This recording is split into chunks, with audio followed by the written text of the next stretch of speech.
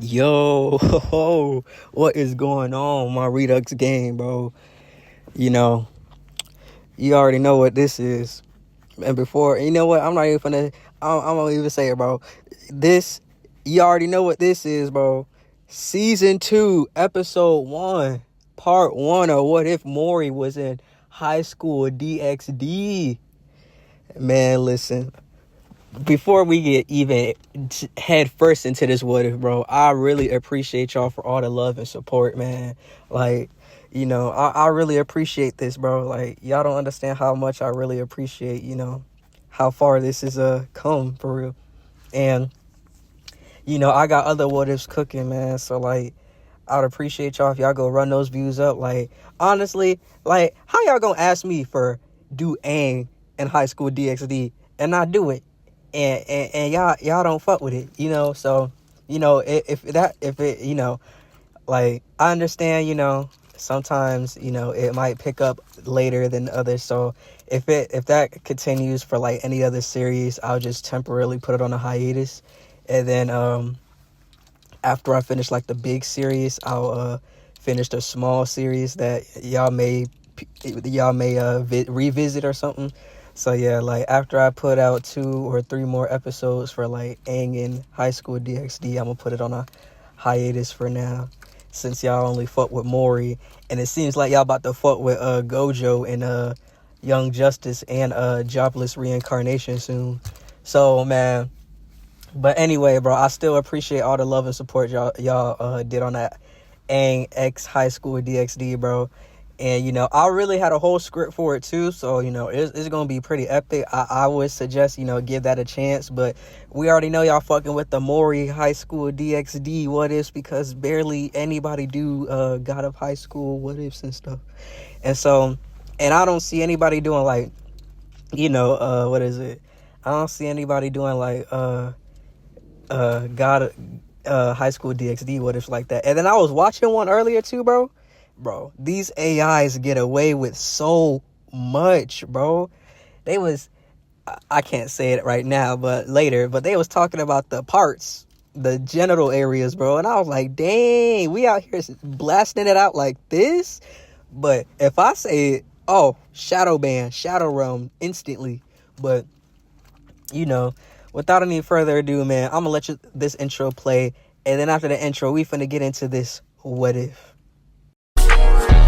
Bang, rock ain't fall. I been selling raw. Been in touch your toes. Working like a pro. Chill like a leader. No, you wanna go. No, you wanna go.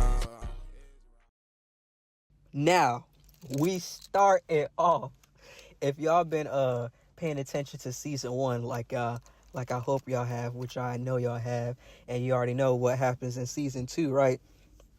Basically, we pick back up where, I'm gonna just say, they had like a let's say it was like a spring, like a temporary spring break, right? Everybody coming back to school. Everything pretty much goes to canon.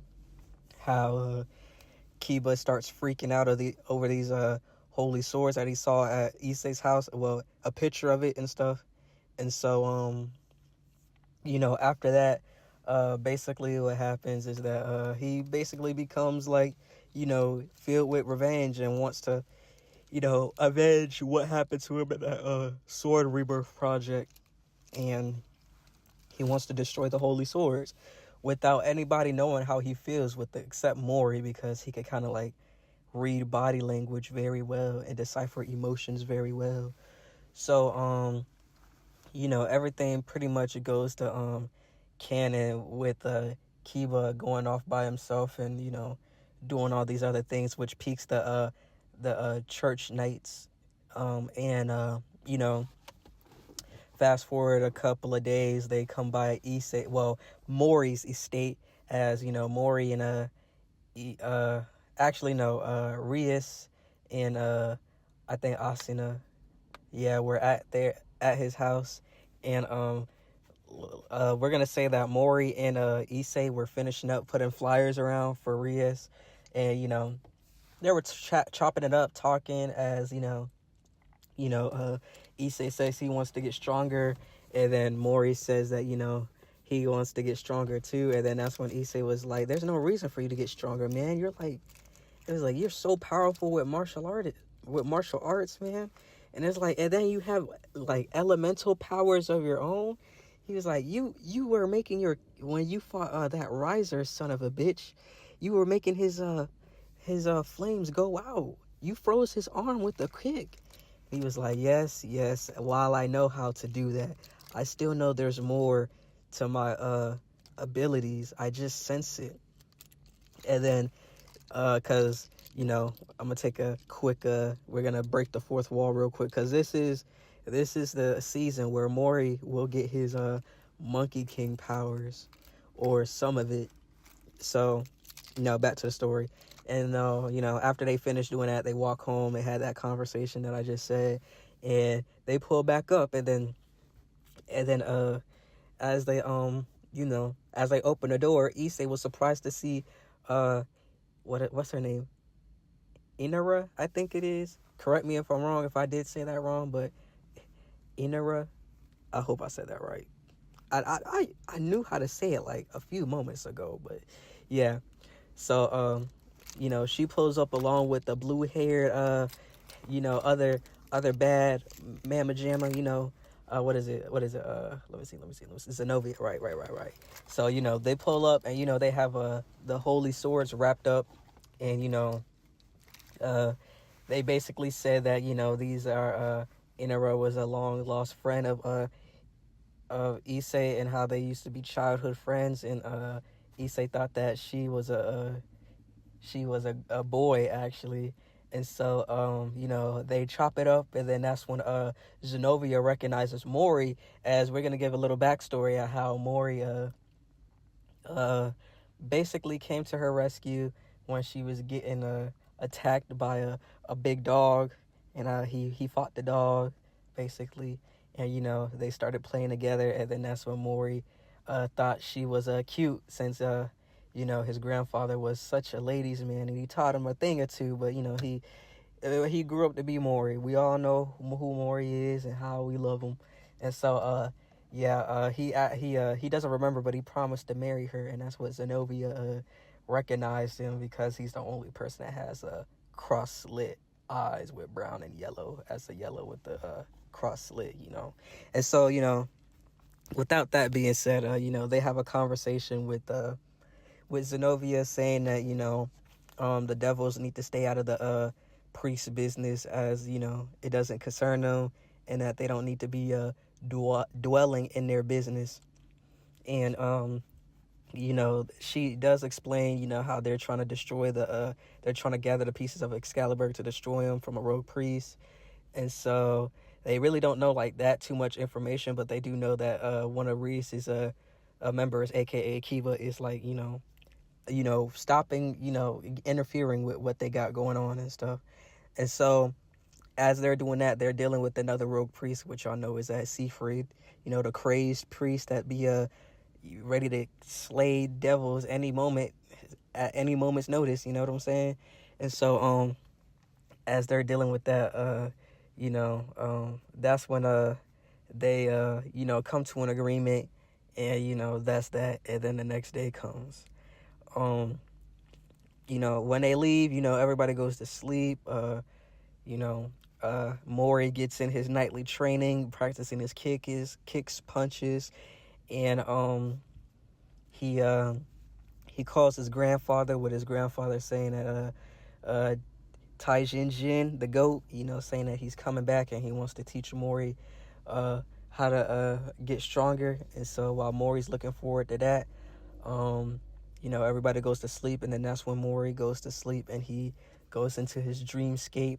And then that's when Mori begins to fight his Monkey King self, as he's like slowly realizing who he is, and as his dreamscape self keeps saying remember himself, he slightly remember, as like his Monkey King self will always win in these dreamscapes for now.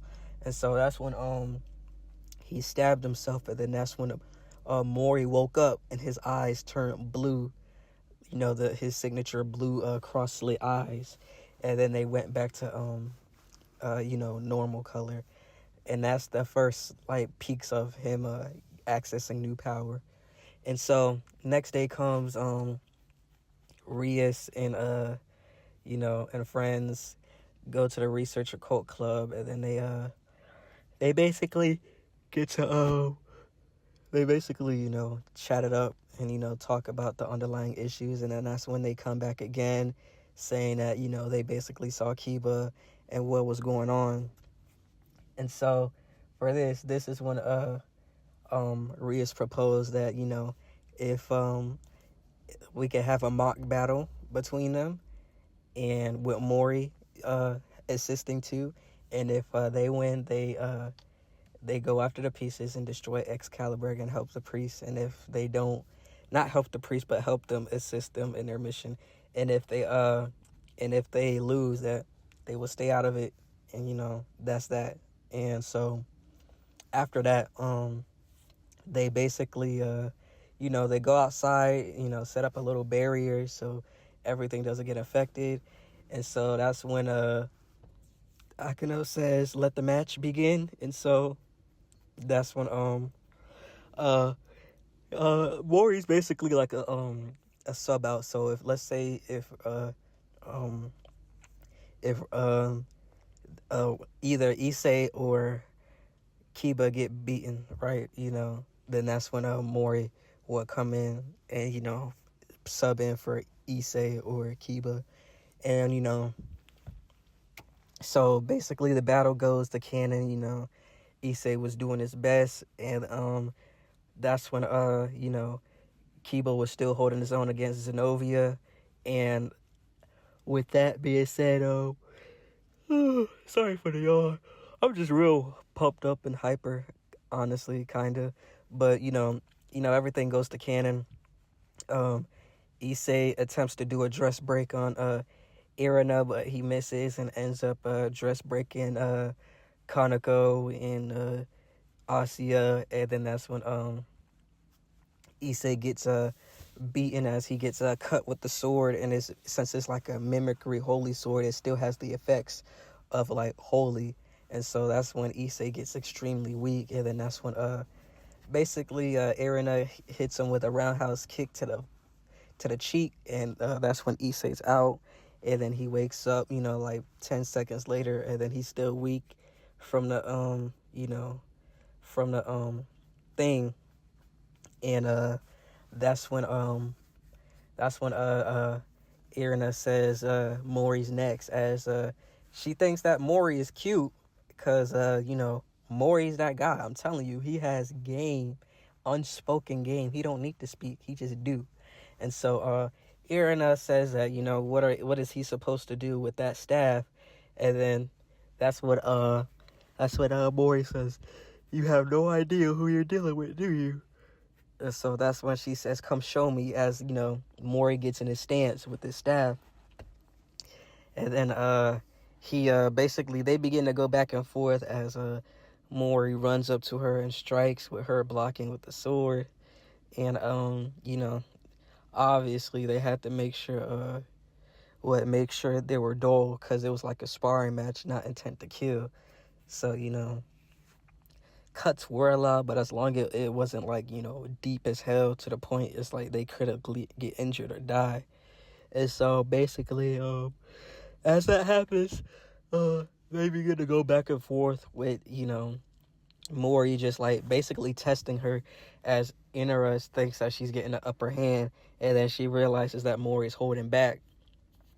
And so with that thought being said, she begins to use her holy sword mimicry, and it starts to stretch, which catches Mori off guard, but he's able to dodge it.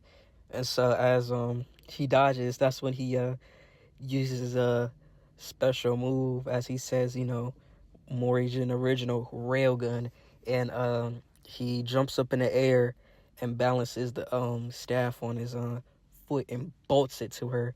And it hit her square in the stomach, as she catches the spear but flies back, but the impact already happened. So she, like, as it hit her, she caught it to like reduce the impact, and then that's what made her skid back, as it kind of like blew her clothes off a little bit, just for the fan service. Imagine it, because I cannot post that. Y'all already know I can't show that. As much as I would love to, I can't show that. So without that being said, she skids back as Mori begins to fight her hand to hand, as she says that being hand to hand is at a disadvantage with Mori, knowing that he can't go back to get the staff since she already threw it far away. And so that's when Mori said, it's not all about hands and feet. It's all about how you use them, because if you could imagine your hand as a sword, you'll be able to use a sword with your bare hands, as he recalls a special move. And y'all already know what this is. Kazanagi Ghost Slash. For all my Gata high school fans, stand up, because y'all know what this move is. Mori Hugh used it with his bare hands. So as he comes down with a chop, it slashes her, as she is taken aback how strong Mori is and how he's able to cut people with his bare hands. And then that's when Mori fakes a cho hook, right? And she guards high, but then that's when that's what Mori wanted, as he gets into the basic karate stance, as he says, ultimate guardian basic punch. And that punch packed so much force that it blew her away, and it made her hit a tree, knocking her out. And that's when Mori was the winner of that fight. And then that's when we switched to Kiba and Zenobia going back and forth with excuse me, oh my goodness, these burps are killing me. As they're going back and forth, and then that's when he begins to use his strongest sword, basically. And then that's when as he was about to get struck by Zenobia's sword again, that's when Mori came and pulled Kiba's shirt back. And then that's when basically Mori stopped her swing with his foot, as he basically he stopped her swing with his foot. So he didn't have his foot on the sword, he had it on his hand, as she was taken aback how strong he was. And so that's when Mori said Kiba, this isn't like you. You don't usually fight with your emotions, so get it together or you'll lose this match. And so that's when he makes pushes Zenobia's sword off, and then that's when he uses a pressure point and strikes her left arm, as her left arm begins to become weightless. And then that's when she was like, what is this? And then that's when Mori smiled. He was like, pressure points. He said, I know a lot of martial arts, and pressure points is one of them.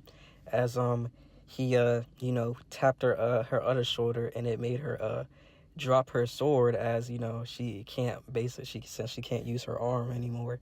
Her arms, is basically useless, as that's when Mori said, Mori original, kick of the blue dragon, and he kicked her, and then a blue dragon basically, swallowed her, and destroying, some of the ground. And then that's when she was beaten.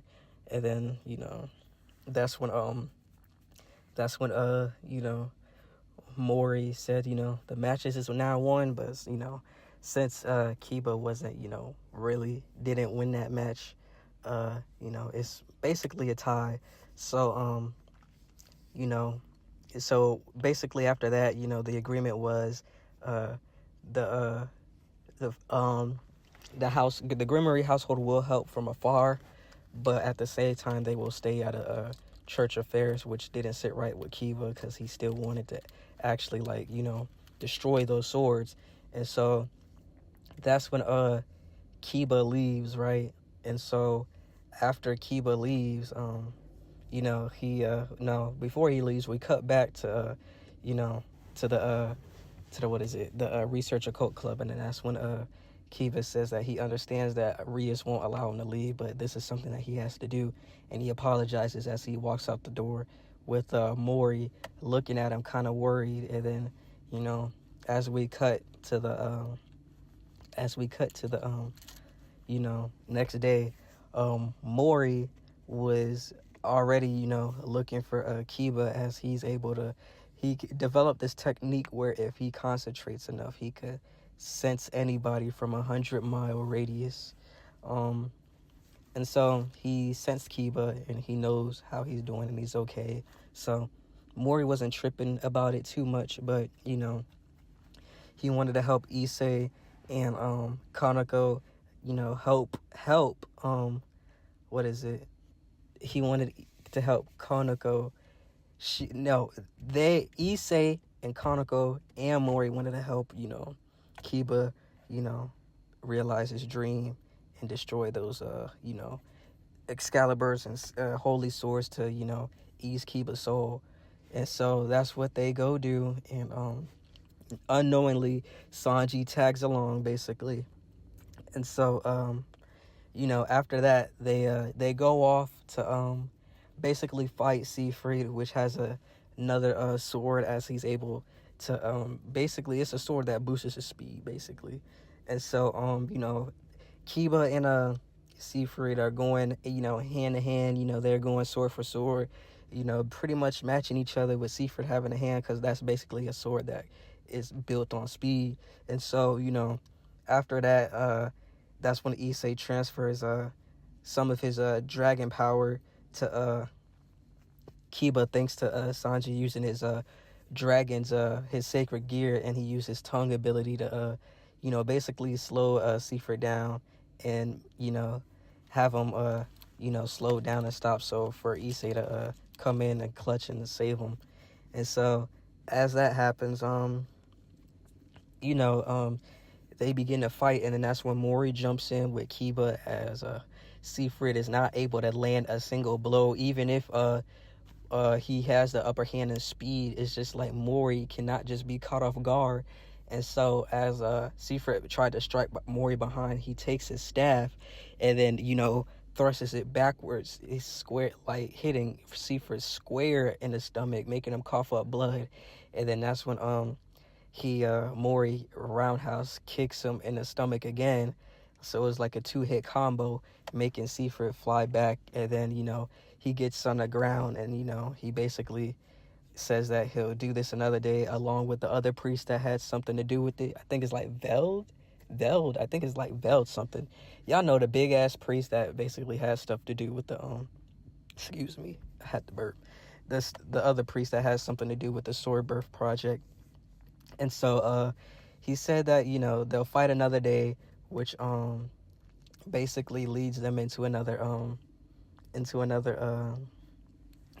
like room, because they basically destroyed that shit. And so after that happened, they begin to ponder on what the next move is. And then that's when Rias along with Sona come in.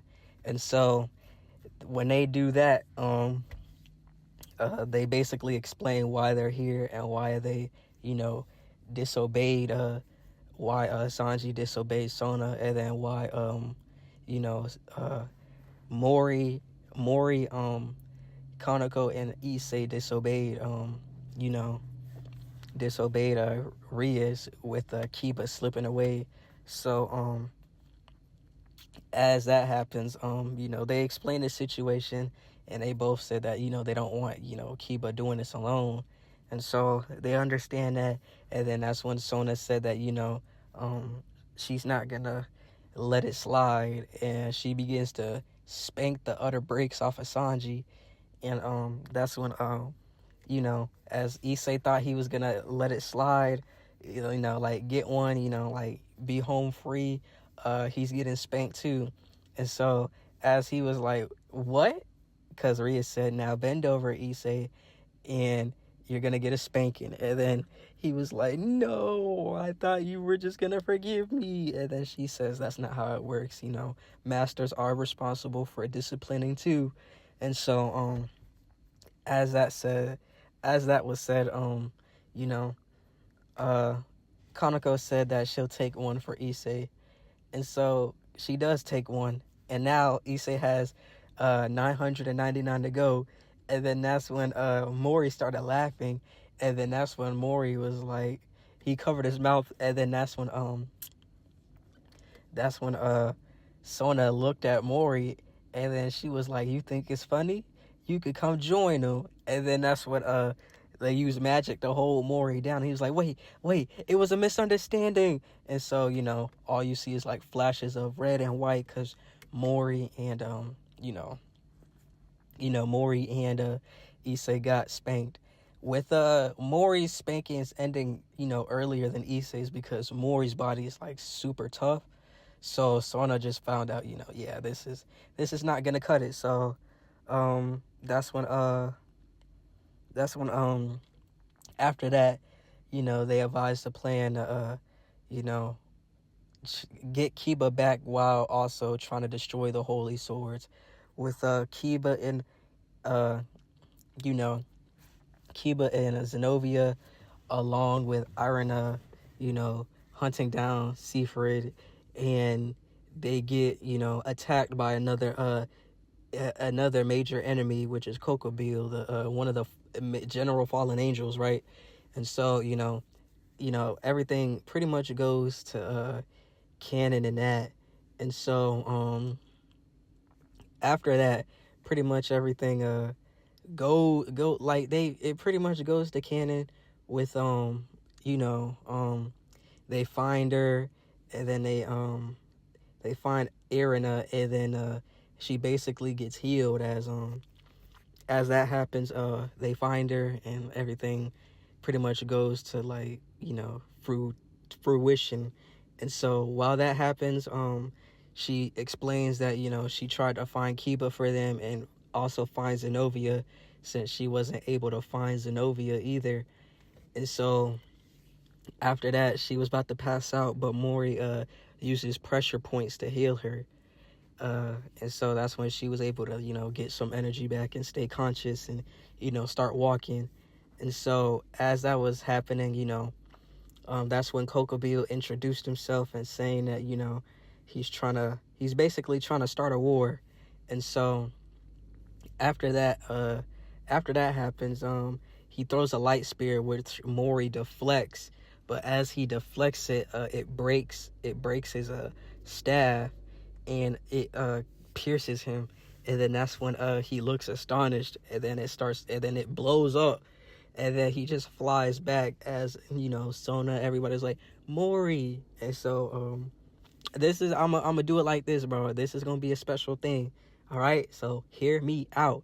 And if y'all couldn't tell, this is an hour special of What If Mori Was in High School DxD, Season 2, Episode 1.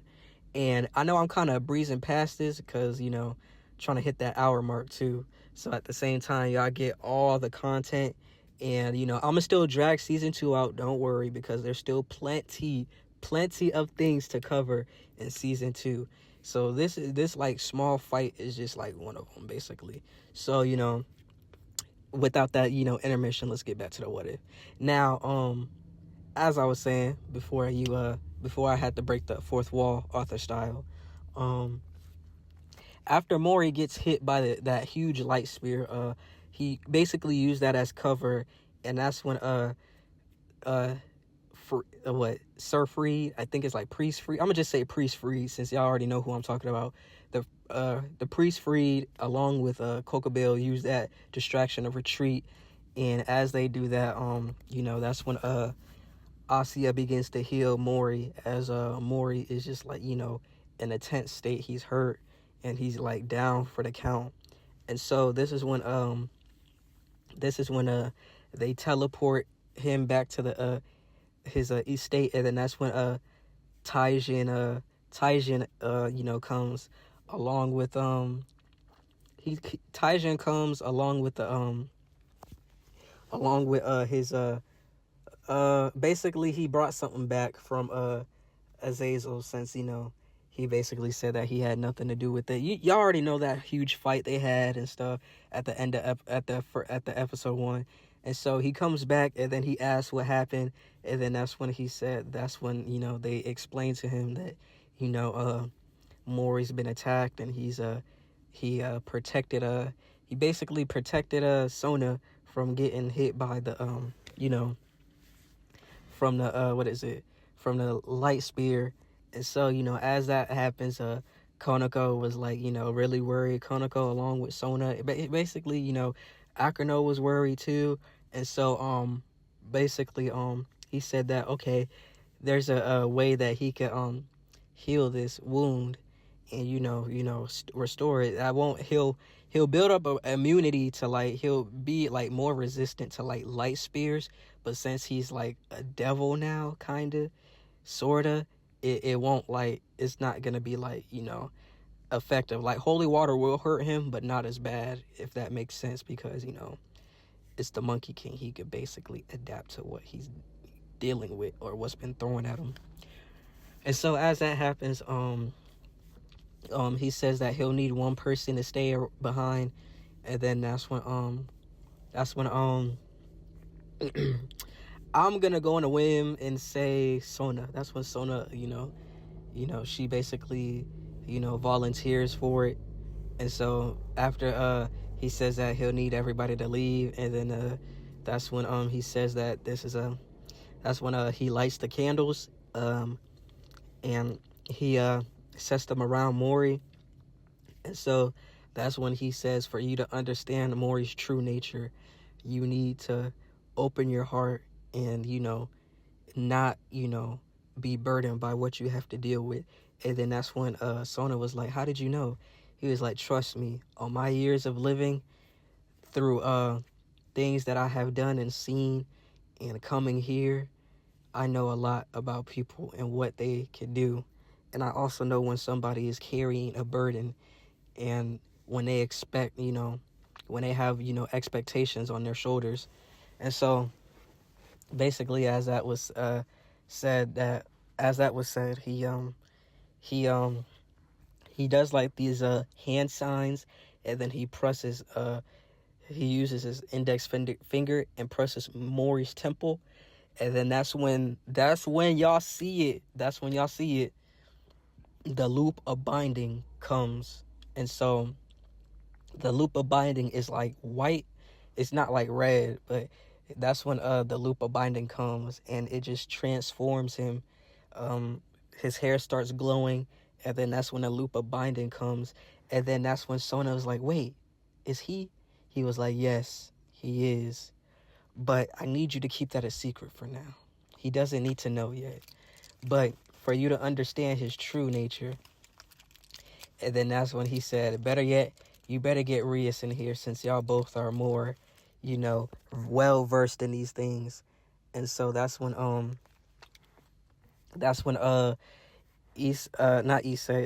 Rias was called into the room by Sona. So they both show up, and they both see Mori, healing himself. But since it's like the spear of light that injured him, it's like hindering his progress, kind of. And so Taijin said that he trusts the loop of binding spell to them, and that there's another force that's basically out there having the loop of binding on Mori too. So he has to, since he doesn't want his grandson to live like this, so he entrusts them to him, as he says that, find a person that is keeping this loop of binding spell active. Well, not active, but who also put it on Mori, because he didn't come in this universe. Somebody also had to slip it on him. And so basically, as they understand, they dive deep into Mori's memories, as they basically figured out his backstory, how he became so strong, and how he became strong and then nerfed and then strong again, and now basically kind of nerfed but strong now. And now that he has access to like the stage 1 Monkey King, but he doesn't know how to do it yet, he's stronger now. So basically he's the strongest strongest mutation pawn that Rias has currently, aside the other vampire Gasper, but we'll get to him too.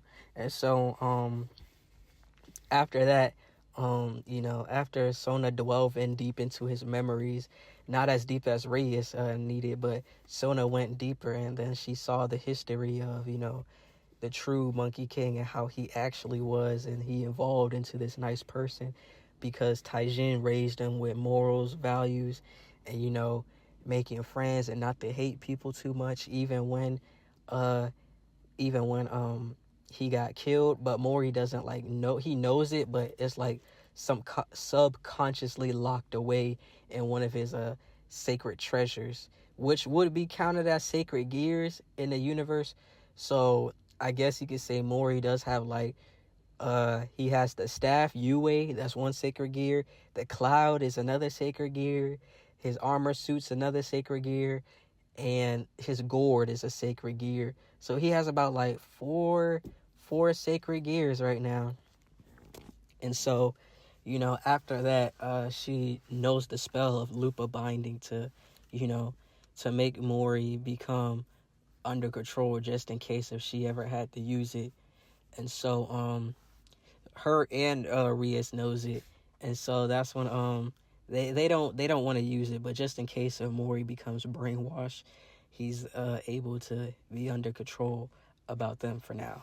And so that's when he is basically I'm gonna just say the Lupa binding is basically like a spell they know, and it was basically put on by the God of the Almighty God of the universe to it was basically it was like I'm gonna just go from the canon, from the God of high school. It was basically put on him to protect him. He could break out of it any time.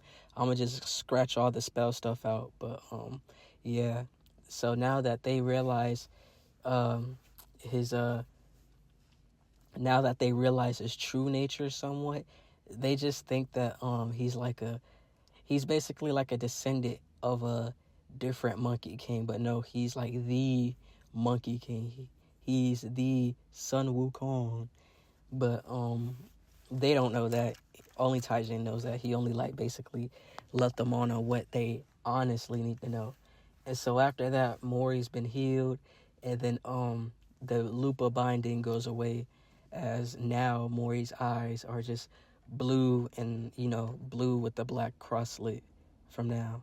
And so as that happens, the next day comes, and they basically prepare to go fight Coco Bill at the school, since they know that he was at school with Mori recovering. And so as that happens, they begin to fight on. And as they were dealing with that, that's when Seafried, or the freed priest, I don't even know how to say this name, you already know who I'm talking about again.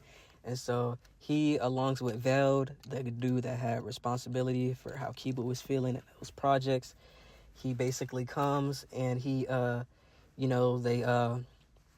they set off a magic spell, while Sona and her peerage were basically trying to keep a barrier around the school to suppress the explosion if the explosion does happen. And so as they were doing that,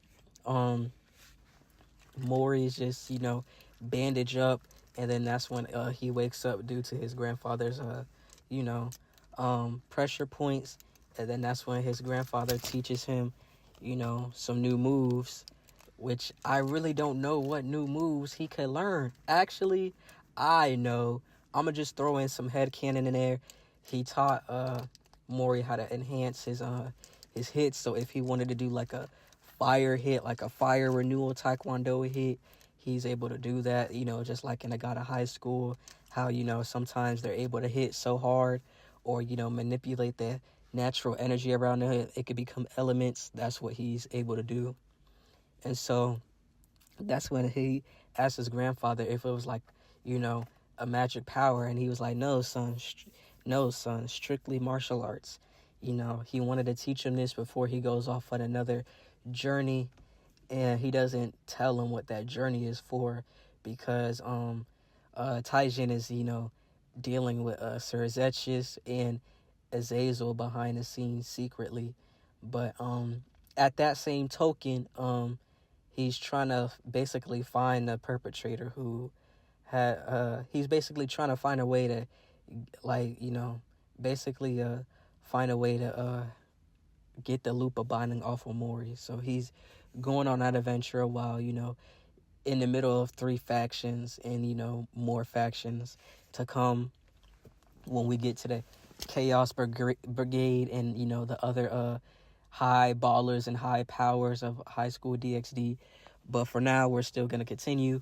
And so as, Taijin taught him, and then, taught him, how to properly, like, able to, like, cancel out, certain elements if they do have it with his with his, martial arts that he learned.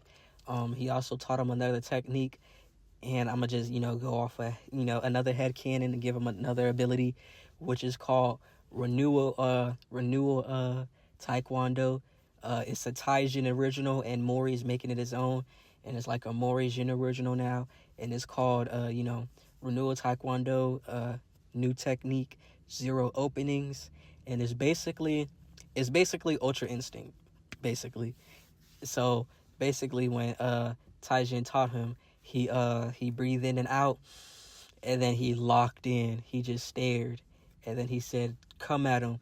And so that's when Mori was able to, throwing everything he had in and Taijin was just dodging effortlessly and countering effortlessly without wasting energy. And so he said that this technique is basically, a way to actually like pay attention to your surroundings and let your body move on your own. He was like, you already do it. He said, you already do it, Mori, but you need to get it to this level. And then Mori is understanding what he talks about, as Taijin is able to use this technique to defend and attack at the same time. And then that's when Mori becomes, starts to adapt to it and basically do it his own way with his 0 opening for now. It's like in a 5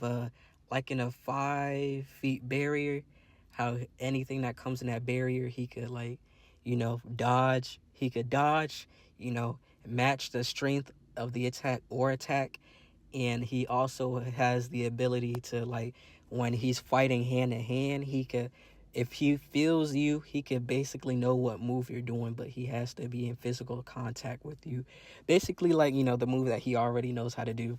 So it's like in his own way, as him and Taijin were trading blows, he's able to see what Taijin is going to do next.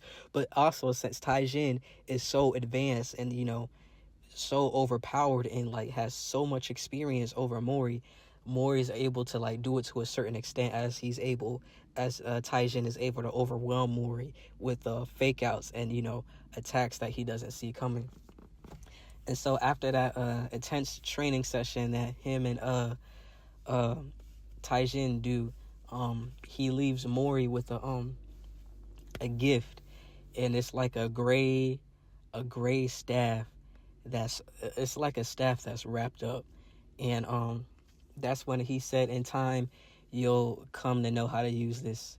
And so he said it will come to you when you need it. And so he said, for now, just, hold it in this holster and keep it on your back. And Mori was surprised, how heavy it is, but it's really nothing to Mori. And y'all should know what this is. Because it's about to happen in the strangest way, right? And so, after that, he said one more thing before he goes. That's when Taijin teleports, seemingly like he moved so fast, and then he pressed Mori's neck, and then that's when Mori said, "Why?" And then before he said that, that's when Taijin said, "You need your rest for your big fight." And then he said, and then as he did that, that's when he basically, unlocked some of Mori's potential. And so he said, "Take care, my grandson." He said, when the summit happens, we will meet again. And then when we do, I'll be on the sidelines cheering you on. Or maybe I might be on a journey. But wherever I am, just know I'm always in your heart. And Mori heard that. And then he was like, "Summit." He said, "Okay, Grandpa, I know you'll always be here." And then that's when he passes out. And now that Mori learned some new techniques and learned some new abilities, he's out resting, and then that's when we cut back to the school with basically Kiba, uh Kiba and what is it? Kiba and Zenobia are fighting Seafred with all the basically some with Seafred's sword, basically the crazy priest. We might as well call him crazy priest because I keep forgetting his name and what I be calling him. So you already know who the crazy priest. He since he has some of the excuse me, that was a burp. Since he has some of the Excalibur pieces already like combined into the holy sword that he's using, he's able to use the other Excalibur abilities, fragments of the abilities of the other holy swords. And so Kiba and Zenobia are getting pushed back while they're dealing with Seafred, the crazy priest, my bad. Coco Bill fights the rest of the Grimmery peerage, and then that's when he summons Cyberus, the three-headed Hades dog, and they begin to go back and forth with that. Well, I think he summoned two. I think it could clone itself. I'm not sure, but I know there was like two of them. So as they were dealing with that, they were trying to buy Issei some time to get his boosted gear ready since he's playing support right now. And so after he is able to like get the amount of power that he needs, he's able to share it with everybody so they get a strength booster. And so after that, Issei's dodging and ducking everything, and one of the Cybers gets defeated by Kaneko, but then she also gets injured, which with Asia quick to the rescue to go heal Kaneko, and basically Issei's just holding his own, trying to boost, and then that's when he's able to boost everybody, and they get a boost of power, which was able to be enough to overthrow and overcome the other three-headed Hades dog. And so after that happens, that's when Coco Bill steps down from his made throne that he had, and he begins to fight with Rias and Issei standing up to him. And then that's when Issei goes crazy with the boost, transferring it to Rias, which her and Coco Bell go back and forth and back and forth. And then as that was happening, she was doing that. They were like, it was like basically a drawn out fight that they were doing. They were like stalemating each other. But then as quick as Issei powered her up, that's how quick the power went. As that's when a boost, it basically reset it Rias as she was drained to power, but she was still fighting. And so as that was happening, that's when what is it? That's when Akeno came in clutch, holding off trying to hold off Coco Bill with him with Coco Bill, remarking that he's seen that lightning before, and he says Akeno's father's name. And then that's when she basically gets like a temporary power boost, as she says that she doesn't want to hear that name since she resents her father. And so that boosts her lightning abilities, but it still wasn't enough as he reflected all that back at her. And as he was falling down, that's when Issei catches her, and then that's when he uses like a special move to blow everything away, and everybody's injured. And then that's when Seafred and the crazy priest and Kiba were still fighting and going at it. And so as that was going on, that's when Issei gets like a boost, and he goes into like his ascension mode, giving the hands to Coco Bill, right? And so as that was happening, Coco Bill got the upper hand again, and they began to go back and forth. And then as they were going back and forth, that's when Mori woke up, and his eyes flashed a blue, and so that's when he grabbed the staff, and then he looked at it, and then he said, "Yui, I remember somewhat now." And so as he grabs the staff, he looks to where the school is at, and he sees the barrier, and then he throws his staff, and as it begins to come, it comes basically, and it shoots through the barrier, with the barrier cracking, right? And then as Coco Bill was about to hit Issei, the staff comes in the middle between them, as it grows slightly big, and then that's when everybody would just look towards the sky, and Sona was like, "What is this power that she's feeling? Like this power?" And then that's when Mori comes crashing down with all this wind coming with him as he lands, and then that's when he stands there next to Yue, and then Yue shrinks back into like a staff size, and then he does his signature twirl as he puts the staff behind him, and he was like, and then he just stays silent as everybody was like, "That's Mori?" And then Mori was like, "Yep, still same old me. I just remember a few things about myself, that's all." And so that's when he looked at Kokobile, and then Kokobile looked at the loop of binding. He was like, "No, that can't be." He was like, "No matter." He was like, "I faced you before, and you might not be as strong as him, but you're definitely nowhere near him." And as he begins to get the spear of light, that's when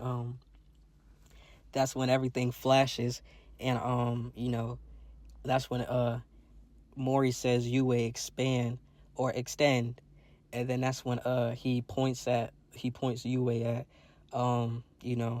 Kokobile, and it extends at such a great force that it catches Kokobile off guard, with Mori's stab pushing him back, hitting him straight in the gut as he flies back, and that's when he spits out some blood as he's able to he crashes into the gymnasium, as he comes back out, and then that's when he said, "You insolent demon!"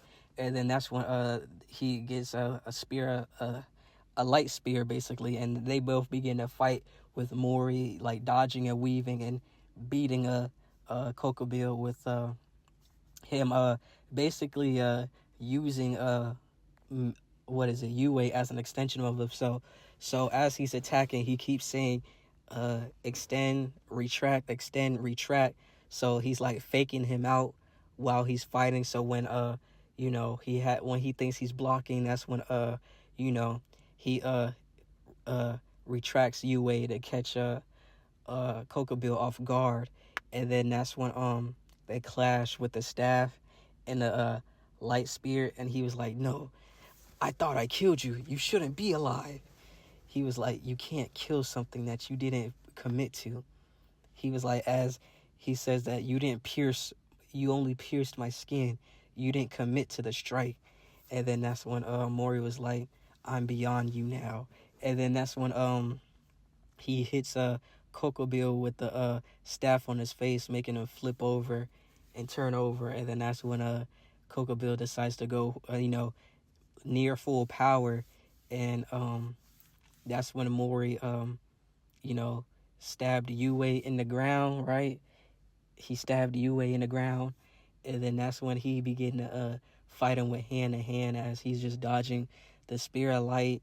And so as he throws the spear of light, Mori was able to catch it, and then as it burns his hand, he throws it back at him, which the spear of light didn't have anything to, it really didn't harm Kokobile. It just caught him off guard that he was able to catch it and then throw it back at a greater speed and velocity. And that's when Issei and Mori team up against him, with Mori providing the strikes, and then that's when Issei comes out of nowhere with him boosting himself, using trying to get a critical hit on him. And then that's when he says, this is going to be the end. And so as that happens, he he basically begins to fight off both of them, as that's when he says that he's gonna do something real quick, and then that's when he said use this. He said use this, and then that's when Issei held Yue, but it almost weighed him down, as he forgot to make it Issei's Issei's weight, as Issei's capabilities of holding it, because if he would have grabbed it when Mori just tossed it to him, he probably would have got his arm snagged off for real. And so as he tossed it to him, Mori's light as possible. And so that's when he grabbed it, and he was like, whoa, this is heavy. And then he said, Issei, look out. And then that's when he pointed the staff, and then that's when he said that's when what is it? Mori said, Yue, get bigger. And so as he pointed it, that's when basically Cobal, or how do I say it? Kobil? I just said it earlier. Dang, how do I keep forgetting how to say these names? Kokobil, right. I think that's how you say it, Kokobil. And so he ran straight into it,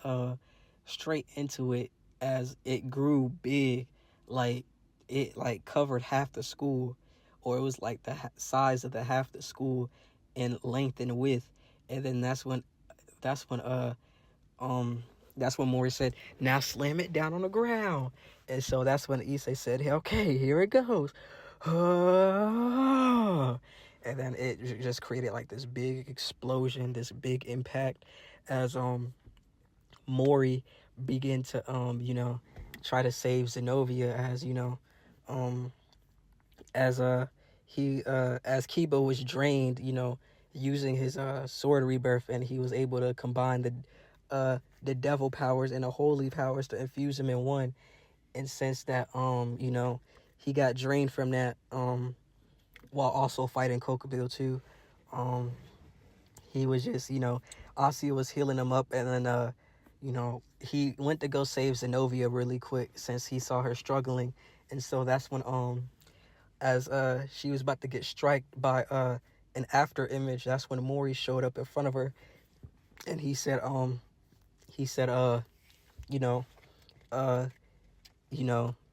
style, Kusanagi go slash. And so he swiped his hand, and all of them got hit. The illusions and the real crazy priest got hit. And so after that, he was like, who are you? He was like, my name is Jin Mori. And then he noticed the loop of binding, and then he was like, so you think you're just all powerful since you got a huge power up? He was like, you know what this sword does to devils like you? It exterminates them. And so as they were fighting, he begins to use more of the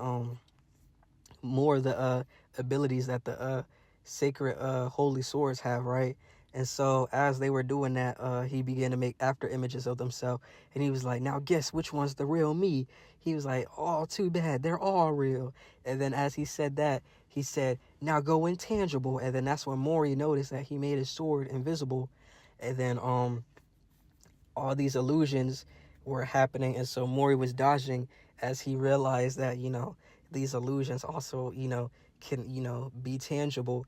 And then that's when Mori closed his eyes and opened them, as he saw the real crazy priest, right? And then that's when Mori speed blitzed him, and then he had this glow in his eyes, as Mori said renewal. He said ultimate guardian basics, basic punch, and that punch basically caught this man off guard, to the point you know how when Daiwi did it when he was defending a room with Mira in it, that's basically what happened. So he punched that man so hard and gathered all that energy, it basically blew away everything. And so as that happened, everything turned white over there, and then that's when Crazy Priest was put down, and he let Zenobia do the finishing job with her other sacred sword that she has, Thunderall, I think that's what it's called. Correct me if I'm wrong, but she summons that sacred sword, and she's able to destroy that sword that Sifra had, along with defeating defeating the crazy priest. My bad. And then after she beats the priest, right? He she basically takes note of Mori, as she really wants to have his babies now, since she noticed how strong Mori is, and Issei too, but she doesn't know which one she wants to choose to be the father of her child, basically, since that's what she says. So she's gonna go with the next logical choice and choose Mori. And so after that happens, that's when Mori says that he after that's taken care of. Why did I say character? Wow. After that's taken care of, he goes to Mori. No, Mori goes to Issei, as he senses Issei's power is about to drop. He and as he was doing that, the Kokobel also kills the priest that was getting too close. And that's when as he was about to strike Issei, Mori came in clutch again, giving him a roundhouse kick to the face, pushing him back. And then that's when he flies into the air, gaining all his power and using all his power. And so, with that being said, he basically tells everybody, and explains the whole war situation and how he hates that there's no war, and he's trying to start a war, so he has something to do, since he was a war lover, basically. And then he also drops the bombshell that God is dead, and since everybody is paralyzed, especially the priests, they have their whole goal shattered. And their whole life shattered, since they found out that God did not exist, and he died in that war. But he's really not dead. He's just in a limbo state right now, trying to heal himself. And so as that happens, that's when the dividing dragon, the white dragon, comes. He broke the barrier completely. That's when Issei also senses it, since the white dragon and the red dragon are like rivals. And so basically everything goes to canon in that he packs Kokobel up with the utmost quickness. And so as that was happening, he says that after he packs him up, he basically says he wants Issei to get stronger. And then that's when he noticed Mori, as he got a chill from Mori, because that's when the white dragon was like, do you know who this is, Volley? And then he was like, no, but for some reason I feel cold. And then that's when Mori, because Mori's unknowingly giving him a death stare, as Volley's confident, but it's he knows, he sees the loop of binding, and nobody is because everybody's afraid to speak of him. And he was like, is he one of his descendants? He was like, it's hard to tell, but if that's the case, we might have more trouble than what we realize that we have on our hands right now.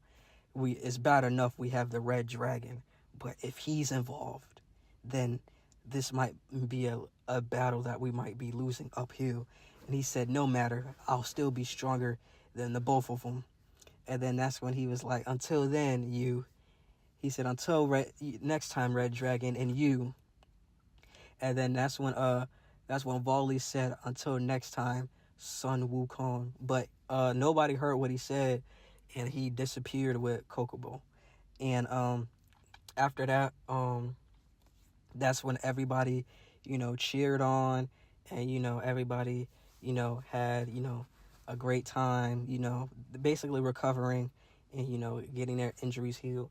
And then that's when Mori's loop of binding got tight. And then that's when he started screaming in pain. I was like, my head. He was like, I feel like my head is going to explode. And then that's when he was like, I think I went too far with my power. And then that's when Yue contracted into his normal size. and that's when he was like, and he was like just screaming in pain, and then he was like, just go, and so that's when a loop of binding disappeared and it went away, and then that's when his head stopped hurting, and so after that he basically his head starting to feel better, and then that's when you know everything pretty much goes to canon, and they he he he basically him, Issei, everybody basically takes a long break from the battle that they just had, and then they realize that there might be something more than what that meets the eye that they have to get ready for. And then come the next day, um you know Irina and Zenobia went their separate ways, as she still wants to fight for the holy the church, as Zenobia becomes a new recruit of Reese's peerage, as she says that her life has no meaning, and that she wants to be around Mori and Issei more of Mori more, with Kaneko getting jealous because now she has competition. And so after that they go back home, and Mori and Issei basically have a like a brothers like a brother a brother nights out, and they basically like have a brotherly like you know a brotherly time together, playing video games. And since Sparking Zero's coming out, I'm gonna just say Sparking Zero come out, and him and Issei and Mori are playing, with Mori using Kefla, and no, Issei's using Kefla and Mori's using Hit, as they're fighting. And then that's when Mori uses the Sonic Sway. If y'all know what I'm talking about, then y'all know what I'm talking about. And so they begin to go back and forth, with Mori having a 2-1 lead on Issei right now. And then that's when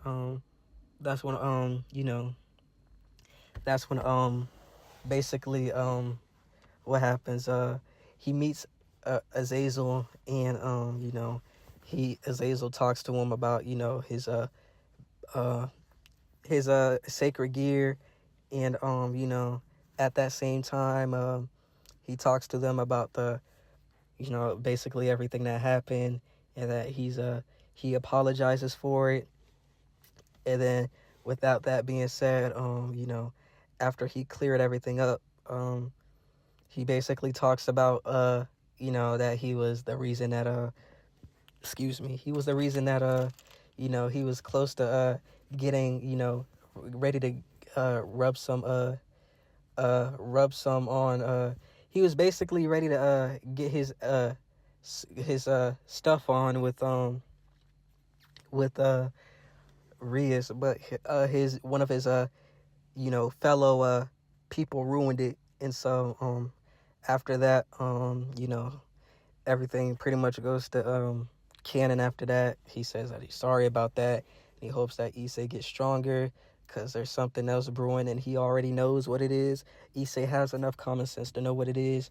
And then we come off to the we come to the the next scene, the next day, as they start cleaning the pool, and it's like a filler slash beach slash pool episode, where they begin to clean the pool, but Issei still having those problems with Dre, because ever since that he used some of that power against Coca-Bill, and temporarily fighting the White Dragon, the power that he had he overexerted himself, and his hand is starting to act up. And so that's when Akano offers to suck his finger to basically get that excess power off. And so as that happens, that's when he asks, that's when Mori and Issei ask at the same time, where's Zenobia? And then Asuya said that she's putting on her swimsuit. And so that's when you know, Issei was like, does she need help? And then that's when Asuya said, like, she insisted that she didn't need help. So she let her figure it out. And so as that was said, after, Akano was done, sucking, and they said that, wow, I should have put that in more better context. But, after that was said, they basically cleaned the pool and all. After the pool was clean, they began to enjoy the pool with Rias and, basically, all the girls asking how their swimsuit looked to Issei and Mori, as Mori was like saying that they all look good, and Kanako, and he likes how the way his Kaneko's swimsuit look. And then that's when Kanako starts to blush, and then that's when Mori was like, yeah, I'm just being honest. And then that's when Akano pushes up on Mori, and then that's when Mori, it was like he got all flustered and surprised. And then that's when Akano was like, you don't like mine? If you say you like mine, I'll give you maybe a little touch. And then that's when Mori was like, and he started freaking out because he doesn't know what to do in these situations. He just has unspoken game. His speaking game needs to have a little work, but it still does the job at the end of the day. And so he gets caught off guard by that. And so he was like, wow, I was not expecting that. And so he backed up and he said, it's fine. It's all good. Everybody, he said, all your swimsuits look amazing. And so that's when he proceeded to run away and went in the bathroom. And then that's when he catches Zenobia. And Zenobia was like, how does her swimsuit look? And then Mori started blushing because, her swimsuit is very revealing. And so he was like, he said, it looks good. He was like, are you sure? He said, is this like your first time putting on a swimsuit? And then she said, yes. He said, she said she really didn't have much use to recreational fun and, going swimming, since she dedicated herself to the night services and being a holy knight. And then she said, but while he's here, he backs him up into a corner. And then that's when she says, I want to have your babies. And then that's when Mori was like, what? And then, he falls over, and then she falls on top of him, straddling him down. And so that's when Mori was like, what do you mean? He was like, you know what I mean. I want you to have my babies. And then he was like, why? He was like, because since you and Issei are obviously the strongest, I have to take more of the strongest genes, since I want our baby to be the strongest. And then she said, you are a more adequate and more stronger candidate than Issei is. And so that's when Mori was like, what makes you think that? He was like, because he said, if I do have a child with Issei, I don't want him to be held back by one thing. He was like, and what is that? He said, pervertness. And then Mori had that straight face, and he was like, well, I can't argue with you there. And then that's when, Zenobia threw herself on Mori. She was like, take me, Mori, as she basically threw herself at him. And Mori was like, wait. And then that's when everybody, opened the door. And then that's when Kaneko was like, Mori, how could you do this? He was like, no, it wasn't like that. It wasn't like that at all. And so, after that, everything pretty much goes to canon. Instead of Issei teaching Kaneko how to swim, Mori teaches Kaneko how to swim. And she's glad that she's able to spend this much time with Mori, as she feels like she's able to get all the attention to herself, while somewhat feeling good about her having Mori's attention more so than Zenobia. And so after that, everything goes to canon, and pretty much pretty much everything goes to canon. They go back to the Research Occult Club, and Zenobia expresses how she wants Mori to be the child, to be the special runner-up to make her pregnant and have her kids. And that's as she finished saying that, that's when Sir Zetchis along with Graphia appear. And then that's when Sir Zetchis looks at Mori, and he sees him holding his staff. and his blue eyes as he was like, "So you finally awakened, Mori." And then that's when Taijin, not Taijin, why did I say him? That's when he says, "You know me?" He was like, "Of course I know you." He was like, I've taken care of you once before. Actually, twice. When your grandfather stepped out, when he had a a mission to do, or when I asked him for a favor, he helped with a helping hand. All he asked me to do was watch over you, and I did. To see how far you grown as a man and in power. I'm proud of you, Mori. He was like, "Oh, thanks." And then that's when as Mori smiles about the praise, that's when what is it? Rias asked what Sir Zetchus is doing here, and he said he basically came to talk. And then as he smiles, that's where I'm gonna be leaving this what if off. God damn, bro, an hour and 15 minutes. Y'all gonna eat good with this what if for real. Like, y'all really gonna eat good with this hour special. And this is only episode 1. We ain't done yet. This is we finna drag this. We gonna drag this out to 5 episodes at least. 5 or 4 episodes. So maybe 5, depending how I feel. But other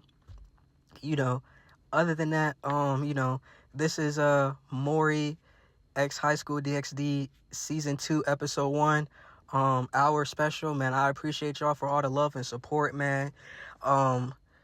If y'all really fucking with this, run that subscriber count up, put them bell notifications up so y'all know when I post, y'all could get this y'all could get it early instead of just popping up later.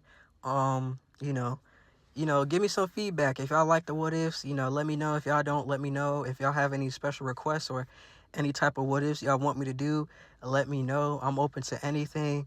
Once again, I appreciate y'all for all the love and support. And go fuck with the Aang X High School DxD, because I got heat for that too, man. I got heat for that too. And so for the High School DxD for Aang, I'm gonna do pretty much everything how Rias did, but it's just gonna be flip with Sona basically. So Sona's gonna have marriage issues and she doesn't want to get married. So it's gonna be like the exact same thing, but I'm have some twists so it could be like kind of his original story, if y'all fuck with that. And I do have Gojo X Young Justice coming soon. I already got the script for it, and so some of the script I did write. Like I said, everybody in DC will be lore accurate. So when I put Gojo in DC, he will be strong, but he's not gonna be stupidly overpowered, because there are things and people that can get through Gojo's infinity. And so after I finish about after I get to like season 2 episode 3 for Mori, I'm gonna focus on Young Justice Gojo, and then I'm gonna do some more Avatar Aang X High School DxD. I'm gonna do another episode, depending how that views. If it's like the same views as the first one, then I might discontinue it or put it on a hiatus for now. And then after I finish the major what ifs, I'm just at the end of the videos, I'm gonna just put Aang X High School DxD and try to push it out there and try to push Aang X High School DxD along with Gojo X Young Justice, because I think I know Gojo X Young Justice is gonna take off too. So other than that, with all me yapping with all the channel updates that I have going on, man. And another thing, Gojo X Jobless Reincarnation will be coming soon. And so I like, without all that, y'all already know what's the lineup. You already know what I'm focused on. So for this, it's just gonna be Mori X DxD and Gojo X Young Justice. And so that's really what I'm going to be focused on. And in the meantime, I will be dropping Aang X High School DxD Part 2. And so so y'all really gonna be eating good for these what ifs. And so after that, I'll just be finishing up after I finish up Mori, I will be finishing up Young Justice, Gojo And then I will make a movie. I still haven't forgot. Just give me some more time since I'm be working on these what ifs, man. So I did not forget. I will be doing a complete season 1 version of, what if Mori was in high school at DxD, parts 1 through 5, including the finale. So, and the way I'm gonna cut it up, it's just gonna be part 1, and the part 1 is gonna cut into part 2, 3, and then the finale, and so on and so forth.